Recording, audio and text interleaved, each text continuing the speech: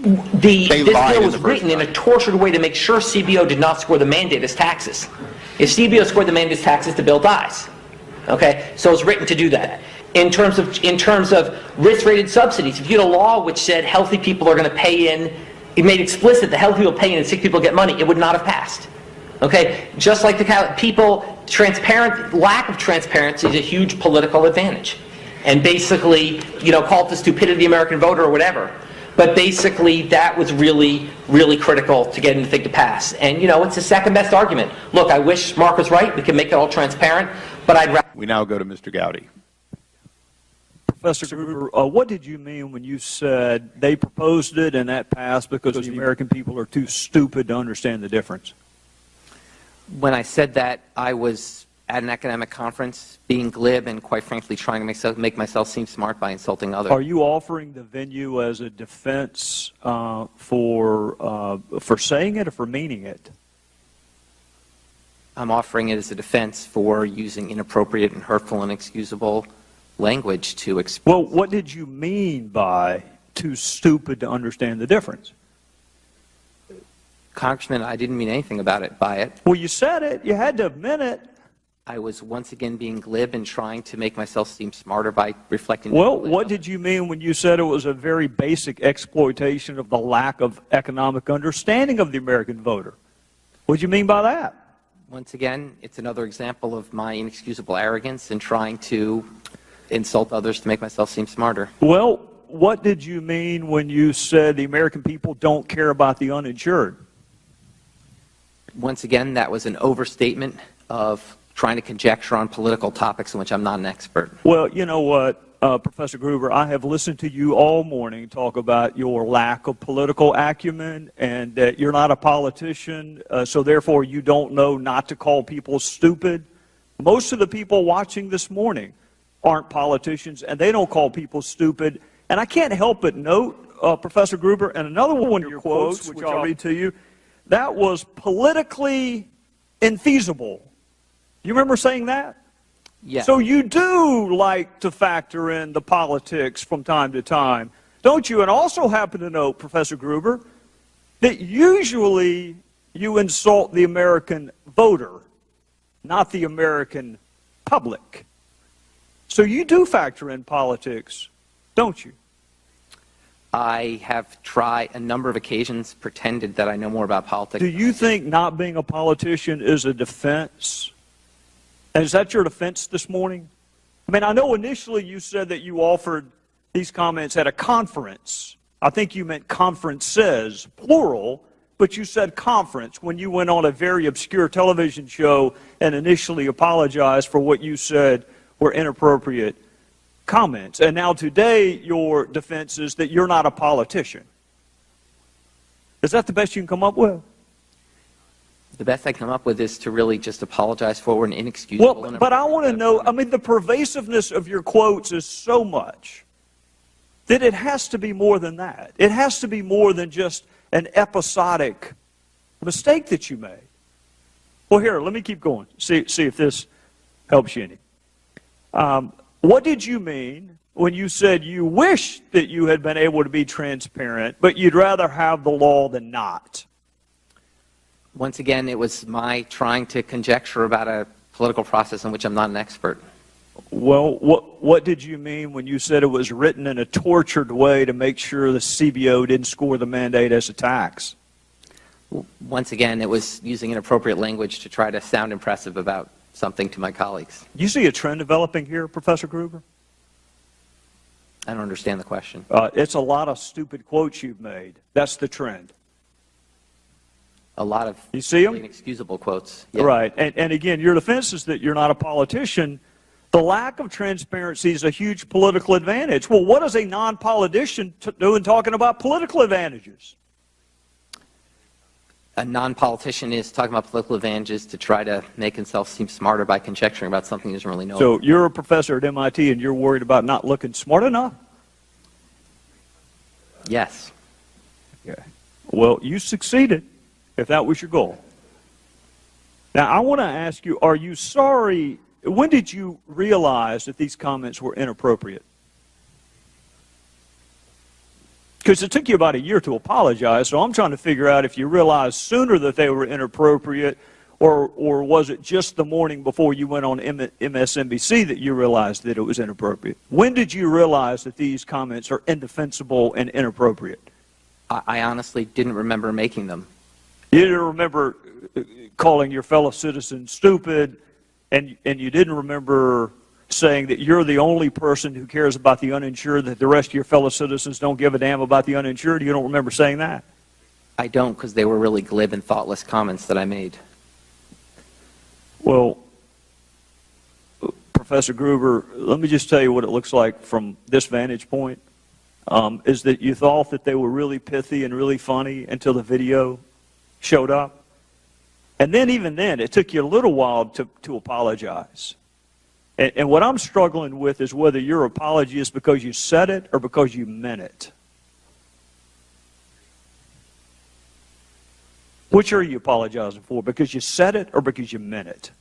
I didn't mean it. I'm apologizing. All of these quotes that I just read to you, you didn't mean a single one of them. Not a one. What I've said, Congressman, is that I was using glib, thoughtless, and really inexcusable language. You used them a lot.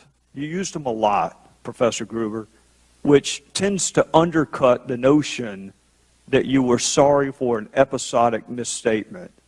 I just read to you about 10. You see why people might possibly think the apology is a little disingenuous? Maybe.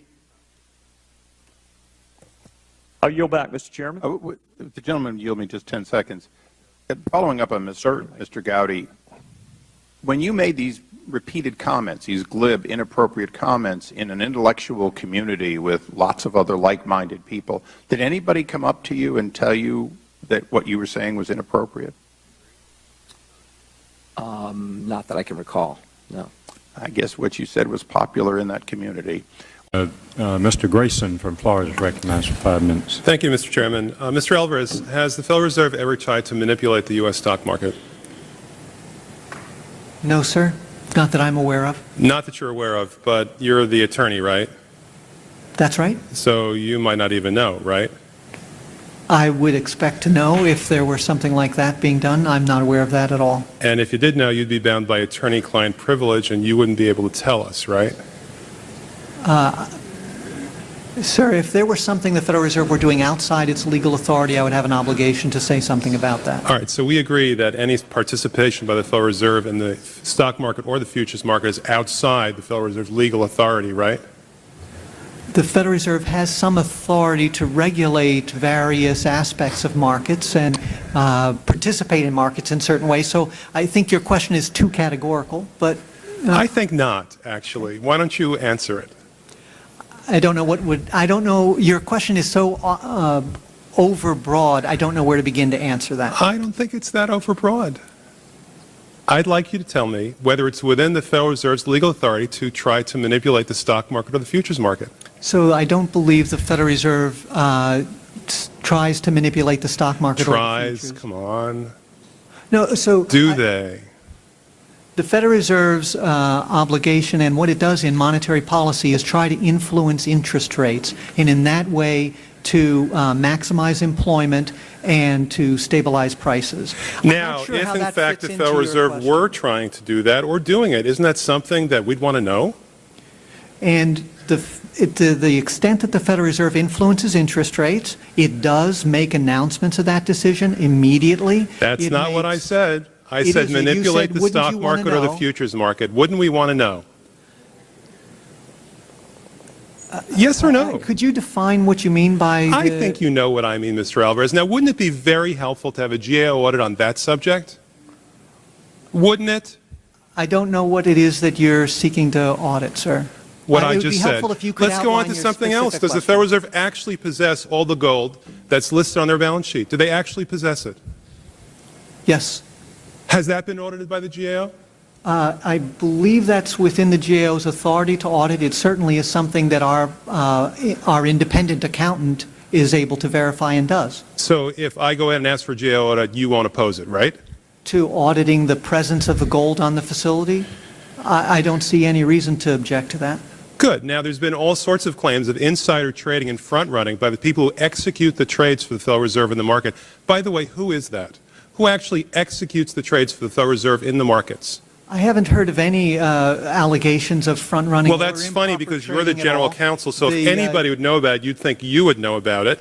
The Federal Reserve Bank of New York is responsible for affecting the transactions implementing monetary policy. Okay, so then answer the question. The Federal Reserve Bank of New York. That's your answer? You wanted to know who implements. You have people sitting in screens at the Federal Reserve Bank actually executing those trades. You don't delegate that to anyone else? No, the Federal Reserve Bank of New York, of course, it's a process where there's several steps. Federal Reserve Bank of New York executes transactions through primary dealers. Okay. Who are the primary dealers? So the list of primary dealers is on our website. Do you know any of them? Can you name a single one? Sure. JPMC. Go ahead, what?